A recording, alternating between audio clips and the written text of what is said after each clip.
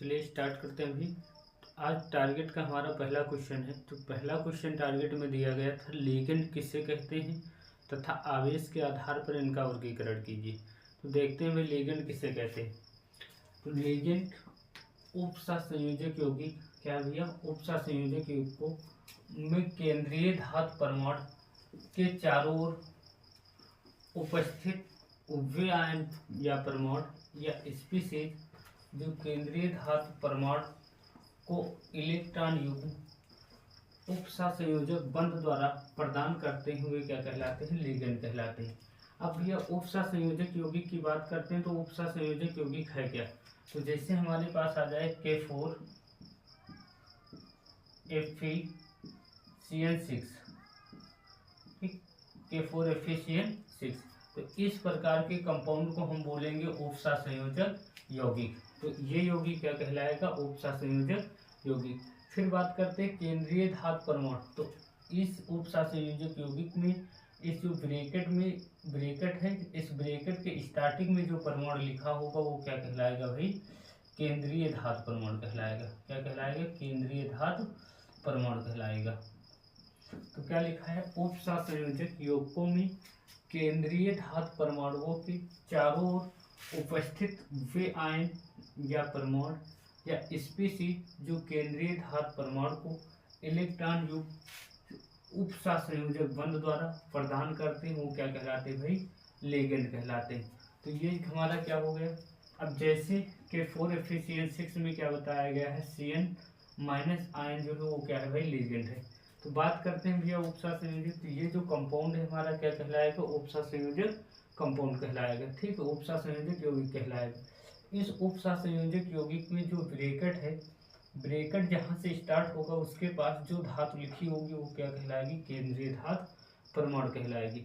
उस केंद्रीय धातु परमाणु से थोड़ा जब और आगे बढ़ेंगे तो हमें क्या प्राप्त हो जाएंगे, जो जितने परमाणु लिखे होंगे या आयन लिखे होंगे या स्पीशीज लिखे होंगे तो वो क्या कहलाएंगे भाई, लिगेंड कहलाएंगे। क्या कहलाएंगे, लिगेंड कहलाएंगे। क्या कहलाते हैं भाई, लिगेंड कहलाते हैं।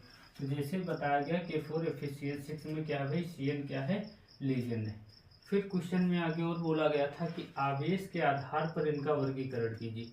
तो आवेश के आधार पर जो लिगेंड है उनका वर्गीकरण 3 भागों में किया गया है।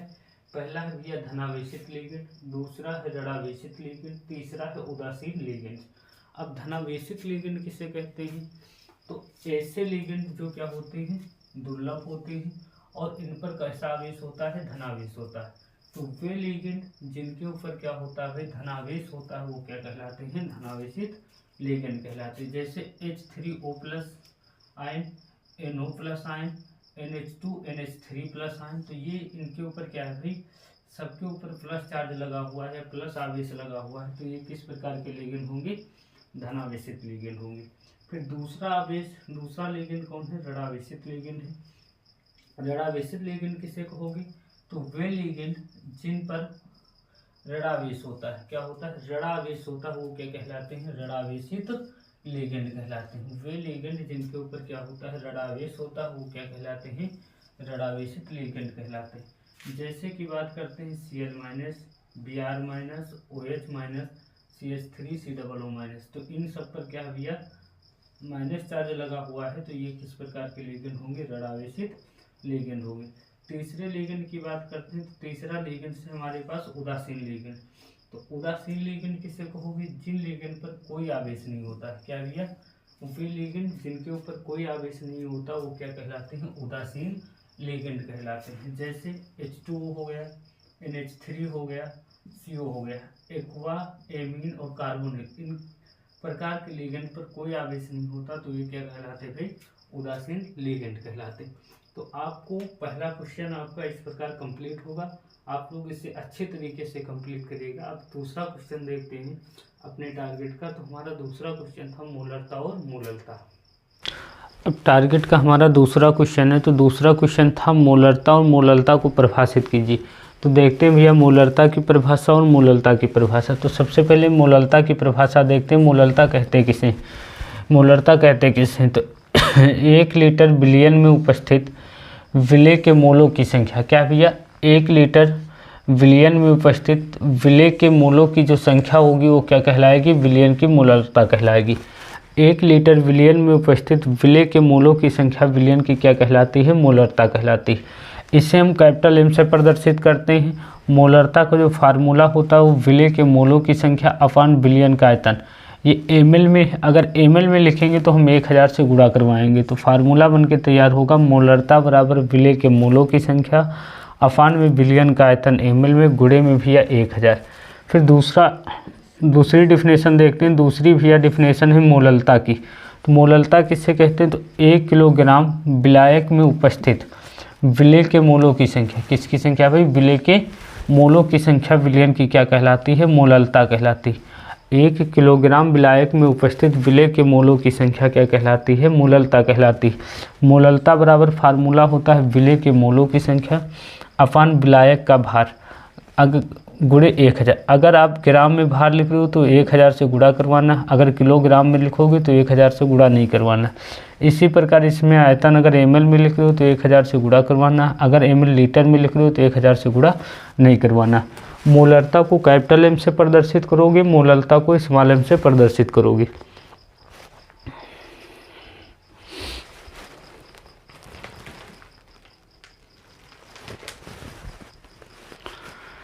अब हमारा टारगेट का 3rd नंबर क्वेश्चन है। 3rd नंबर क्वेश्चन है हिमांक में अवनमन से आप क्या समझते हैं। आपको बताना हिमांक में अवनमन से आप क्या समझते हैं। तो पहले बात कर लेते हैं भैया हिमांक की। हिमांक किसे कहोगे, तो हिमांक वह ताप होता है जिस पर किसी द्रव का जो वाष्प दाब होता है वो ठोस के वाष्प दाब के क्या होता है, बराबर हो जाता है। किसी द्रव का वाष्प दाब ठोस के वाष्प दाब के बराबर हो जाए तो वह जो बिंद होता है वो बिंद क्या कहलाता है, हिमांक बिंद कहलाता है। हिमांक बिंद कहलाएगा जैसे 0 डिग्री जल जो है उसका जो हिमांक बिंद है वो 0 डिग्री सेल्सियस है। क्वेश्चन है आपका हिमांक में अवनमन। अब आप हिमांक के बारे में जान गए कि हिमांक क्या है, एक बार रिपीट कर रहे हैं पुनः। वह बिंद जिस पे किसी द्रव का वाष्प दाब ठोस के वाष्प दाब के बराबर हो जाता है तो वह बिंद हिमांक बिंद कहलाता है।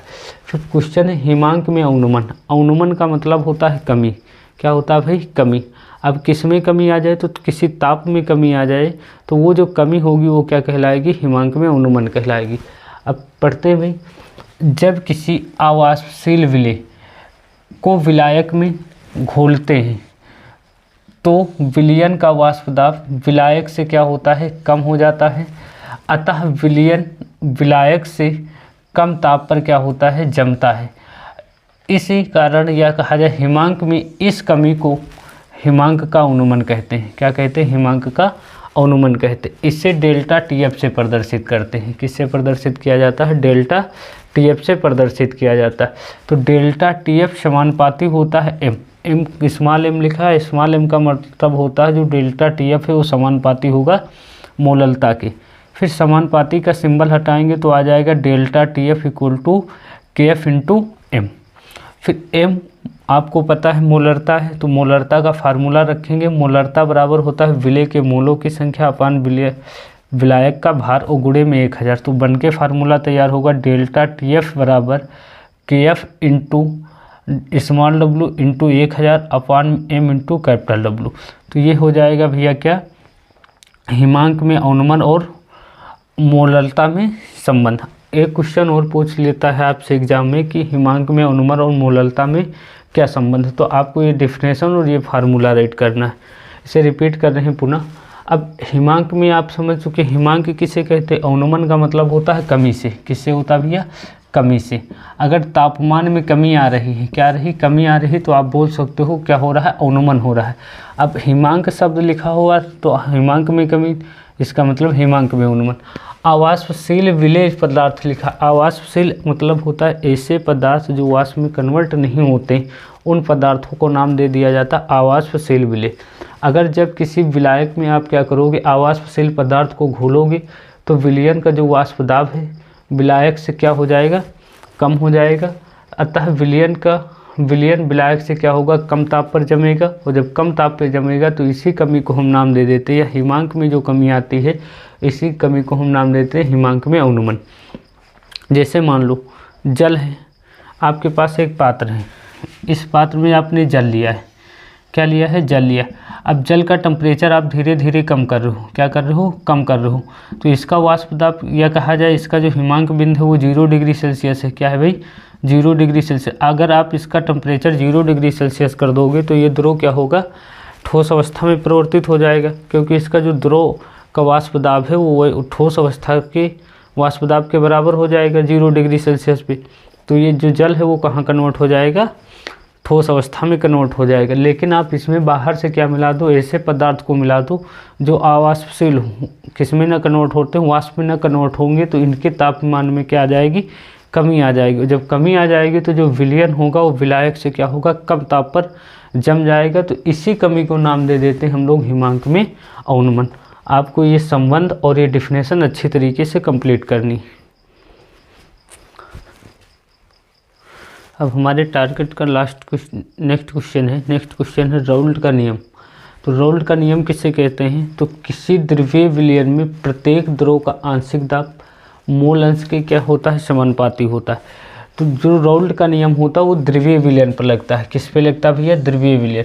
तो द्रव्यीय विलयन किससे कहोगे, ऐसे विलयन जो द्रव और द्रव से मिलकर बने हो, क्या हो, विलेय भी द्रव हो और विलायक भी द्रव हो, तो उस प्रकार के विलयन का नाम क्या हो जाता है, द्रव्यीय विलयन। तो किसी द्रव्यीय विलयन में प्रत्येक द्रव का आंशिक दाब क्या होना, आंशिक दाब जो होगा वो मोल अंश के क्या हो, समानुपाती हो। किसी द्रव्यीय विलयन में प्रत्येक द्रव का आंशिक दाब मोल अंश के क्या है, समानुपाती होता है। जैसे मान लो हमारे पास दो द्रव हैं, तो द्रव 1 का जो आंशिक दाब है, द्रव 1 का आंशिक दाब है वो P1 है, वो क्या होगा, x1 के समानुपाती हो जाए। द्रव 2 का आंशिक दाब P2 वो समानुपाती हो जाए किसके भैया, x2 की।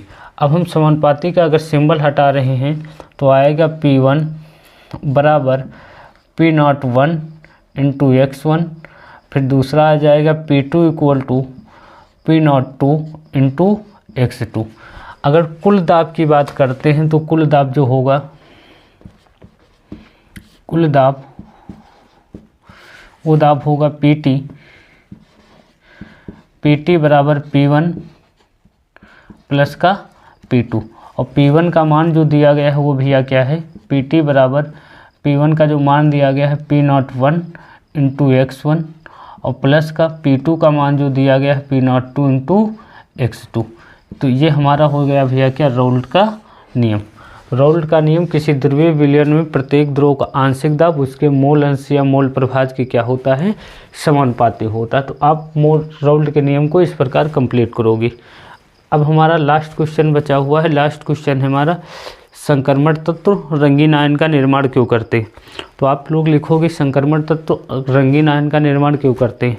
सबसे पहले हम बात कर लेते हैं संक्रमण तत्व की। संक्रमण तत्व किसे कहते हैं, तो वे तत्व जिनका अंतिम इलेक्ट्रॉन द्वीप में प्रवेश करता है, वे तत्व जिनका अंतिम इलेक्ट्रॉन द्वीप कोश में प्रवेश करता है, तो वे तत्व क्या कहलाते हैं, संक्रमण तत्व कहलाते हैं।